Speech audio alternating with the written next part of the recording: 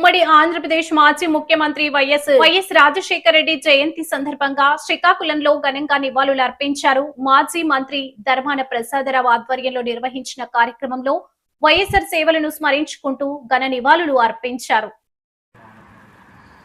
పట్టణంలోని 7 రోడ్ల కూడలిలో ఉన్న మాజీ ముఖ్యమంత్రి వైఎస్ రాజశేఖర రెడ్డి విగ్రహానికి మాజీ మంత్రి ధర్మాన ప్రసాదరావు పూలమాల వేసి ఘనంగా నివాళులర్పించారు.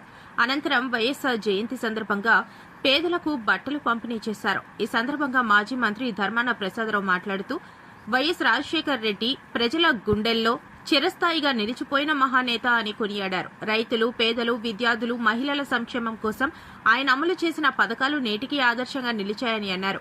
వైఎస్ఆర్ ఆశయాలను ముందుకు తీసుకెళ్లడం ప్రతి కార్యకర్త బాధ్యత అని పేర్కొన్నారు.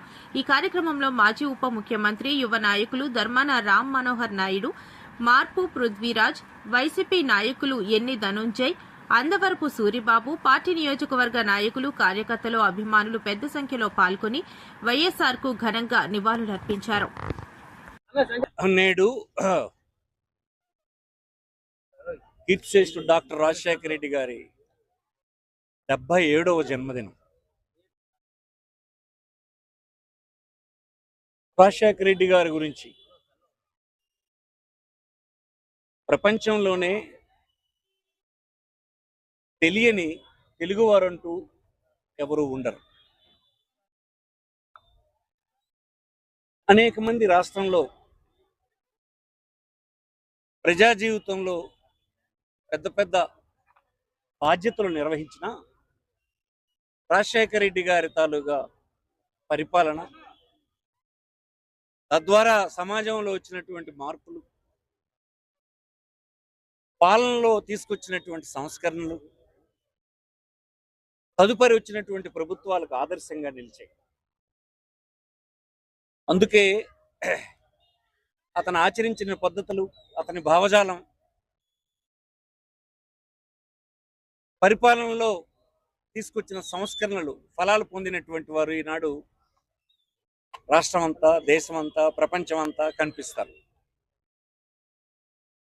ఇలాంటి వారి జన్మదినాలు వారు భౌతికంగా మరణించిన ఎప్పటికీ జీవించి ఉన్నారని ప్రజలు భావిస్తారు. వారు చూపినటువంటి మార్గం, ఆదర్శాలని కొనసాగించాలనేటువంటి వారు కొన్ని కోట్ల మంది ఉంటారు. అందులో భాగంగానే ఈనాడు శ్రీకాకుళంలో వారి విగ్రహానికి అనేక మంది పార్టీ నాయకులు, పౌరులు పూలమాలలు వేసి నివాళులర్పించడం జరిగింది. రాజశేఖర రెడ్డి గారికి ఈ జిల్లాతో, శ్రీకాకుళం జిల్లాతో ప్రత్యేకమైనటువంటి అనుబంధం ఉన్న విషయం మీ అందరికీ తెలుసు. స్వాతంత్ర అనంతరం 47 తర్వాత రాజశేఖర రెడ్డి గారు ముఖ్యమంత్రి అయ్యేంత వరకు, అంటే 2004 వరకు అంతంత మాత్రంగా అభివృద్ధి నోచుకున్న ఈ జిల్లా 2004 నుంచి అతను మరణించేంత వరకు జరిగిన కార్యక్రమాలు పెద్ద ఎత్తున ఈ జిల్లా ప్రజల జీవన ప్రమాణాలని మార్చాయనడంలో సందేహం లేదు. అందులో మనకు సజీవ సాక్ష్యంగా కనిపిస్తాయి. అటు ఎడ్యుకేషన్లో కానీ, ప్రజల ఆరోగ్యానికి సంబంధించి కానీ, ప్రజలతో జీవన ప్రమాణాలు పెంచడానికి తీసుకున్నటువంటి కార్యక్రమాలు కానీ, ముఖ్యంగా ఇలాంటి బలహీనమైనటువంటి జిల్లా పెద్ద ఎత్తున అతని వలన ప్రయోజనం పొందింది. ఈనాడు మళ్ళీ ఈ జిల్లాకు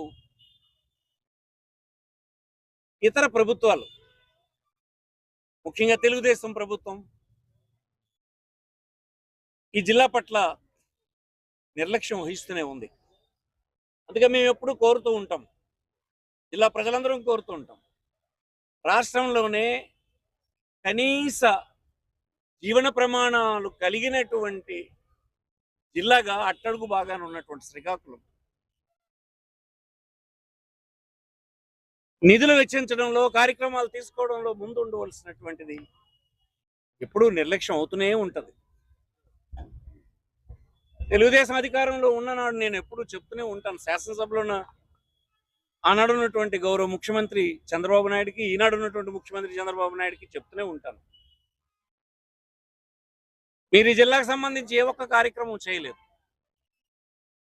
ప్రజల ప్రమాణాలను పెంచినటువంటి ఏ ఒక్క పని మీరు చేయలేదు. ఈ వేళకి మీరు చూపించలేదు. ఎవరు కేంద్ర మంత్రులు చేసినా, ఎవరు మంత్రులు చేసినా, ఎవరు ఏ బాధ్యతలు నిర్వర్తించినా, మీరు ముఖ్యమంత్రి 3 సార్లు 4 సార్లు అయినా ఈ జిల్లాకు చేసినటువంటిది ఏమీ లేదని చెప్తున్నాం. అలా చెప్పడంలో నా ఉద్దేశం ఏంటంటే, పౌరుషం వచ్చైన ఒక కార్యక్రమం చేస్తారు అనేటువంటి భావనే తప్ప అవమానించాలని కాదు. కానీ పౌరుషం రావడం లేదు. పౌరుషం కొరవడింది అతనిలో. ఏమిటి ఇంత నిర్లక్ష్యం అని అడుగుతూ ఉంటాం. అందుచేతనే ఈ జిల్లాలో ఉండేటువంటి వాళ్ళు రాజశేఖర రెడ్డిని గుర్తు చేసుకోవడమే కాకుండా, తన కుమారుడైనటువంటి జగన్మోహన్ రెడ్డిని అధికారంలోకి తీసుకురావడం ద్వారా కొన్ని కార్యక్రమాలు ఇక్కడ చేసుకోగలిసాం. శాశ్వత పరిష్కారం అయినటువంటి ఉద్దానం మంచినీరు, కిడ్నీతో చనిపోతున్నటువంటి రోగులు, అనేకమైనటువంటి వెల్ఫేర్ స్కీమ్స్ ద్వారా జీవిస్తున్నటువంటి ప్రజలు జగన్మోహన్ రెడ్డిని ఆదరిస్తూ ఉన్నారు. ఎందుకు మీరు ఈనాడున్నటువంటి ప్రభుత్వం చేయరని అడుగుతున్నాను. 2 సంవత్సరాలు అయింది. 1000 కోట్లు పెట్టుబడి శ్రీకాకుళం జిల్లాలో మీరు పెట్టారా? బడ్జెట్ చూపించినప్పుడు సంవత్సరానికి 3 కోట్లు చెప్పున్న 3 సంవత్సరాల బడ్జెట్ను పెట్టారు. అంటే 9 కోట్లు, 3,60,000 కోట్లు అప్పులు తెచ్చారు. దగ్గర 12,5 లక్షల కోట్ల రూపాయల్లో 1000 రూపాయల పని ఈ జిల్లాకు చేశారా? ఎందుకు మీకు ఓటు వేసి మళ్ళీ అధికారం ఇవ్వాలని అడుగుతూ ఉన్నాం. ఎక్కడున్నారు మీ మంత్రులు? ఎక్కడున్నారు మీ శాసనసభ్యులు? నోరెందుకు ఇప్పరు? ప్రజల తరఫున గెలిచి వెళ్ళి శాసనసభలో మీరు చేస్తున్నది ఏమిటి? ప్రభుత్వంలో మీరు చేస్తున్నది ఏంటి? దానివల్ల ఈ ప్రజల తాలుగా ప్రమాణాలు పడిపోవడం లేదా? ఈనాడు నీరు లేదు. మిడ్ జూలై వచ్చేస్తుంది. వంశధారలో రిజర్వాయర్లు ఎక్కడ చుక్క నీరు లేదు. వంశధార పైన ఒక బ్యారేజ్ కట్టడం ఒరిస్సా వివాదం వల్ల ఆలస్యం అవుతుందని ఒక లిఫ్ట్ ఇరిగేషన్ శాంక్షన్ అయితే కేవలం 176 కోట్ల రూపాయలు ఖర్చు పెట్టడానికి ఈ 2 సంవత్సరాల్లో కూడా మీరు ఆ పని చేయలేదు. కలెక్టరేట్ 160 కోట్ల రూపాయలతో కలెక్టరేట్ ఇచ్చారు. ఈ వేళకి దిక్కులేదు. ఎక్కడ పెడుతున్నారు ఈ డబ్బంతా? ఎవరు దోస్తున్నారు ఈ డబ్బంతా? ఈ ప్రజలకు మీరు జవాబు ఏం చెప్తారని అడుగుతున్నాం. అందుకే మా పట్ల కుటుంబాన్ని మేము వెంటాడి పనిచేయడానికి ప్రధాన కారణం ఈ ప్రజల యొక్క ప్రయోజనాలను దృష్టిలో పెట్టుకొని ఈ సందర్భంగా మీకు మనవి చేస్తూ, రాజశేఖర రెడ్డి గారి మరణం ఎప్పటికీ మా అందరికీ బాధ కలిగించే విషయమే. అందుకే కనీసం ఆయన్ని స్మరించుకుంటూ